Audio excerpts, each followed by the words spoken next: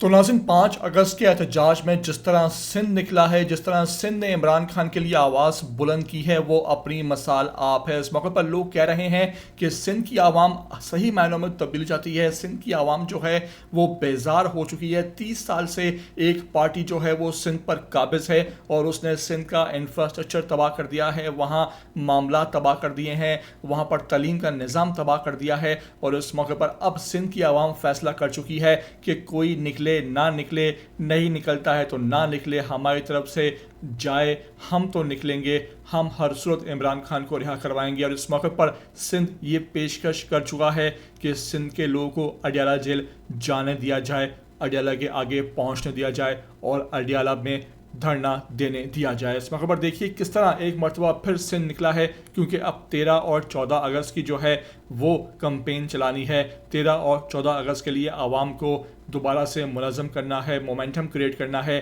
اس موقع پر جو سندھ کے صدر ہیں حلیم عادل شیخ، ان کی کال پر، ان کی رہنمائی میں سندھ بھر میں ایک مرتبہ پھر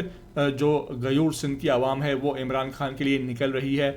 گلی گلی، محلے محلے ریلیاں نکالی جا رہی ہیں، پی ٹی آئی کے پرچم کی بہار ہے، عمران خان کی رہائی کا مطالبہ ہے، اور یہی کہا جا رہا ہے کہ سندھ عمران خان کی رہائی کے لیے کسی بھی قربانی سے دریغ نہیں کرے گا۔ میری آپ سے ریکویسٹ ہے کہ اس طرح کی ویڈیو کو آخر تک دیکھ لیا کرو۔ نئے آتے ہو ETV 247 اردو پر تو لازمی سے آپ سبسکرائب کرو، لائک کرو، شیئر کرو، اور کمنٹ کر کے مجھے اپنی قیمتی آراء سے لازمی آگاہ ضرور کیا کرو۔